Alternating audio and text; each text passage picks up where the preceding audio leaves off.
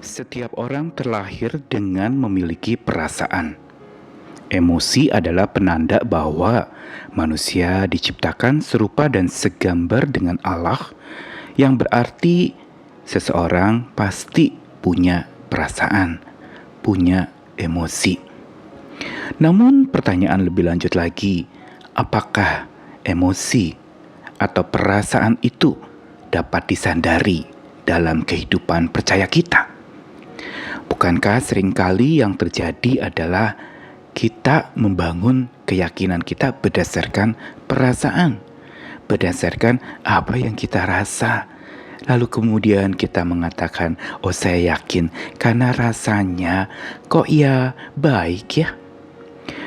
Ada satu hal yang patut kita pahami bahwa setelah manusia jatuh dalam dosa dan terdistorsi oleh dosa, maka apa yang dia rasakan itu kecenderungannya adalah kepada dosa. Walaupun itu tampaknya baik, tetapi hati-hati, tidak dapat diandalkan. Jangan jadikan sandaran hidup kita. Jangan sekali-kali bersandar pada perasaan kita atau sandarkan keyakinan kita kepada perasaan itu. Karena ada bahayanya. Apakah itu? Saya Nikolas Kurniawan kembali menemani dalam Sabda Tuhan hari ini dari dua bagian firman Tuhan.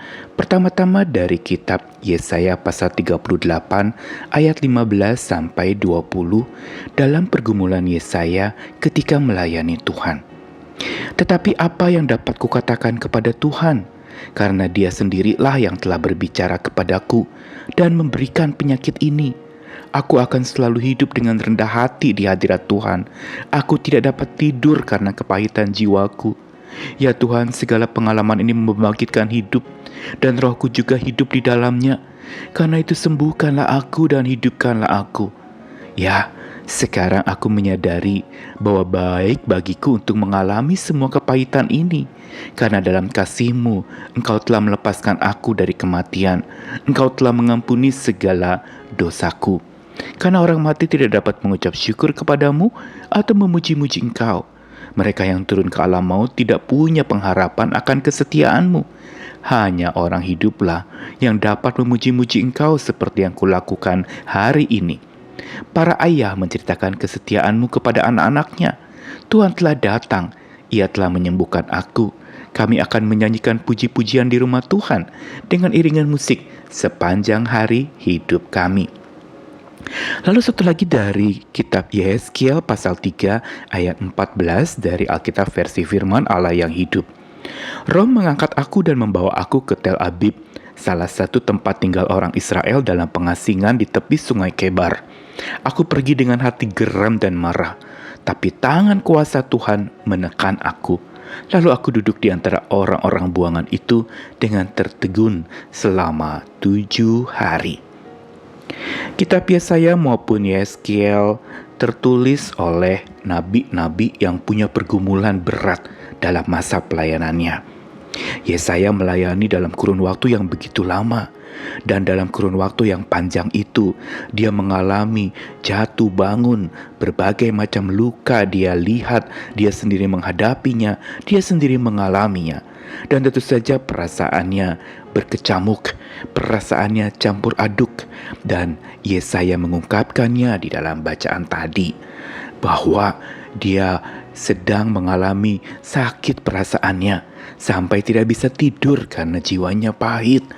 Dan dia juga memohonkan kepada Tuhan untuk menyembuhkan dan menghidupkan dia lagi.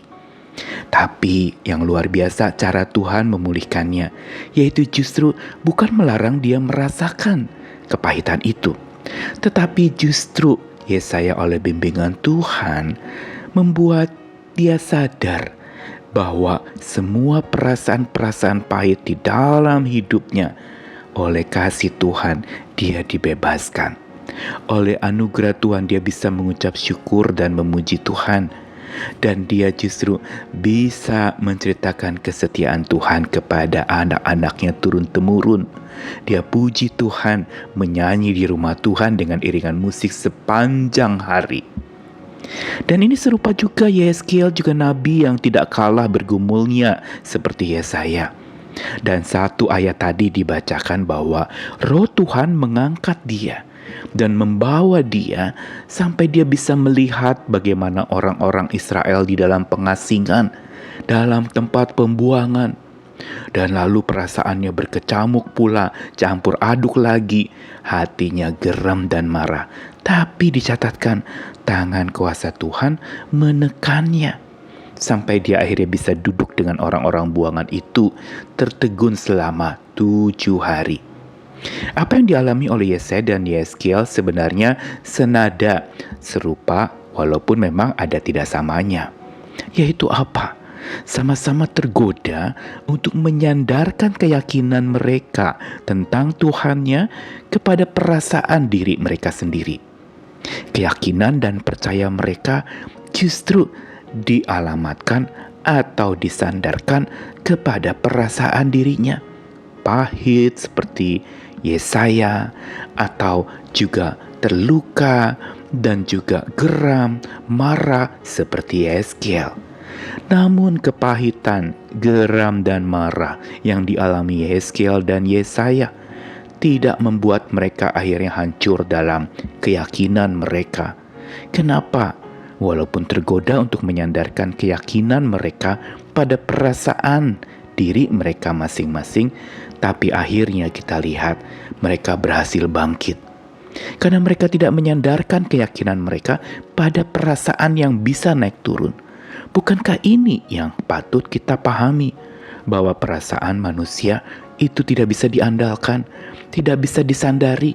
Dia naik turun, berubah-ubah, serba tidak pasti. Hari ini gembira, besok menangis, atau sebaliknya, pagi menangis, sore sudah gembira lagi. Perasaan sangat naik turun dan tidak bisa diandalkan. Tapi kepastian bahwa Tuhan turun tangan dan campur tangan pada saat dimana kita angkat tangan menyerah kepadanya dan angkat tangan menyembah kepadanya, pada saat itulah sebenarnya keyakinan kita berlandaskan kepastian Tuhan yang campur tangan dan turun tangan. Itu memberi kelegaan, membuat kita bisa punya damai yang melampaui segala perasaan kita, punya ketenangan melampaui segala macam ketegangan kita, dan punya ketentraman di atas segala kegeraman hati kita. Karenanya, mari kita telusuri perasaan-perasaan yang ada dalam hidup kita. Jangan jadikan itu sebagai sandaran keyakinanmu, tapi sandarkanlah keyakinan kita pada kepastian Tuhan turun tangan, Tuhan campur tangan saat kita angkat tangan menyerah kepadanya dan saat kita angkat tangan menyembah kepadanya. Mari terus deteksi bila ada perasaan-perasaan yang membuat engkau justru menjadi tidak percaya atau jauh dari Tuhan. Enyahkan dan singkirkan. Minta Tuhan memampukanmu untuk tidak mengandalkan perasaanmu atau mengedepankan perasaanmu itu sampai memimpin hidupmu begitu rupa, membuat engkau tersesat, membuat engkau berputar-putar dalam perasaan yang memainkan jiwamu. Mari sandar kepada kepastian tentang pertolongan Tuhan, bukan pada perasaan kita tentang bagaimana Tuhan menolong kita. Tuhan mengasihi kita, Tuhan menyertai kita. Jangan sandar pada perasaan, tapi sandarlah pada kepastian Tuhan menolong dan menyertai hidup kita. Amin.